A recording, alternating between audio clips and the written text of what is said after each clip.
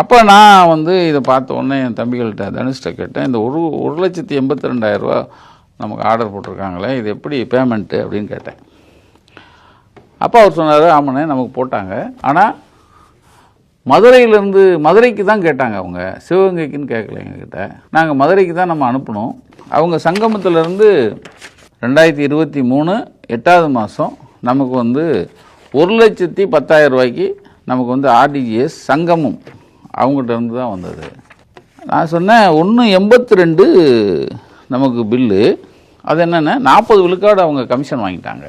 இங்கே தான் ஏன் இந்த சிவகங்கை விஷயம் நான் கையில் எடுக்கிறேன்னா, 1,4 கோடி ரூபாய்க்கு ஆர்டரு, 40 விழுக்காடு அரசாங்கத்துக்கு 10 விழுக்காடு கொடுத்துருப்பாங்க. 10 தான். ஏன்னா அரசாங்கம் வந்து, ஏன்னா அவங்க வந்து பத்திரிகை பதிப்பாளர்கள் நல்லா இருக்கணுங்கிற அந்த நோக்கில் தான் அவங்க வந்து கொடுக்குறாங்க. அவங்க வந்து போய் இதில் வந்து பார்கென்லாம் பண்ண மாட்டாங்க. ஏன்னா அப்படி கலெக்டர்கள் இல்லை. 10 விழுக்காடு